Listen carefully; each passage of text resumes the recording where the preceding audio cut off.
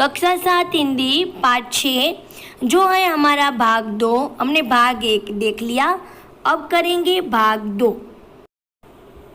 Doctor Vikram Sarabhai ने उन्होंने अंतरिक्ष की गहराइयों से आने वाले रहस्यमय कॉस्मिक किरणों पर अनुसंधान करके कैम्ब्रिज विद्यालय में सन 1937 में पीएचडी की उपाधि हासिल की। कहाँ पे की? कैम्ब्रिज विश्वविद्यालय। नाम याद रखना है, ये पूछा जाएगा आपको।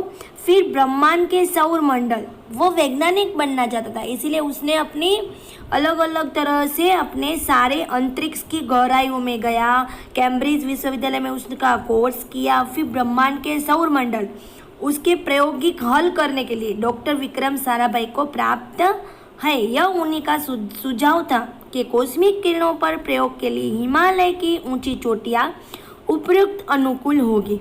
इसीलिए भारत सरकार ने गुलमर्ग अनुसंधान प्रयोगशाला अहमदाबाद में स्थापित हुई, जिससे वह आजन्म संबंध रहे।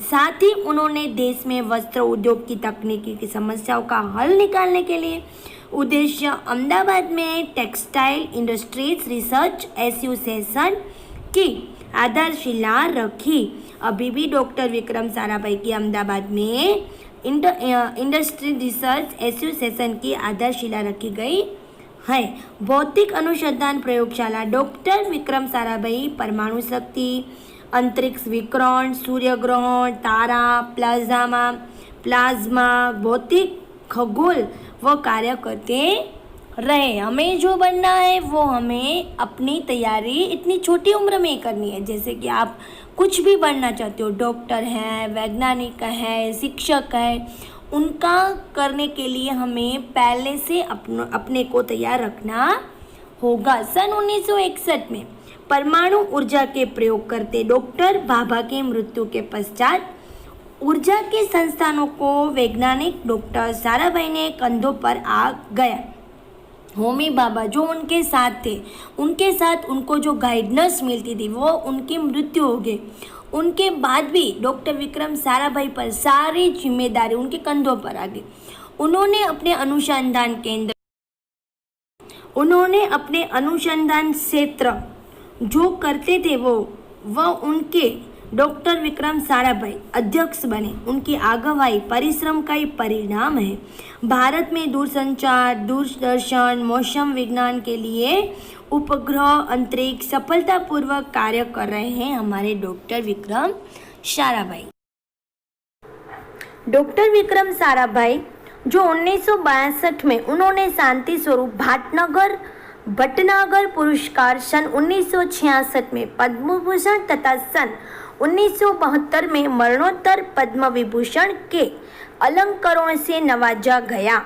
निशस्त्रीकरण से संबंधित कई महत्वपूर्ण अंतर्राष्ट्रीय संस्थाओं में भी भारत के प्रतिनिधि रहे। बहुत छोटी उम्र में हमारे विक्रम साराभाई ने डॉक्टर शांति स्वरूप भटनागर में उनको 1966 में पद्म भूषण का अलंकारों से नवाजा गया। डॉक्टर विक्रम साराभाई 1966 में international council of scientific union सदस्य रहे। 1959 में संयुक्त राष्ट्र संघ यूनेस्को विज्ञान के विभाग के अध्यक्ष बने। ये सारे हमें याद रखने हैं। उन्हें इंडियन जियोलॉजिकल यूनियन का प्रमुख बनाया गया। उनको यूनियन यानी कि इंडियन जियोलॉजिकल यूनियन का प्रमुख बनाया गया। डॉक्टर विक्रम साराभाई 1970 में वियना शांति अंतर्राष्ट्रीय अणुमंच के 14वीं परिषद के प्रमुख बने। सन 1971 में संयुक्त राष्ट्र संघ परिषद के उप अध्यक्ष के विज्ञान विभाग के अध्यक्ष बनाए गए।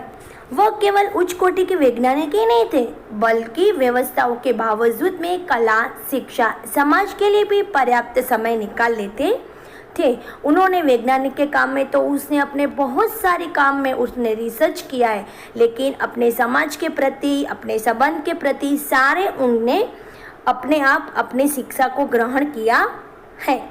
वह 21 दिसंबर 1971 में काली तारीख थी। Doctor Vikram Sarabhai Trivandrum launching stage Thumba के कार्य निरीक्षण के लिए उन्हें भेजा गया।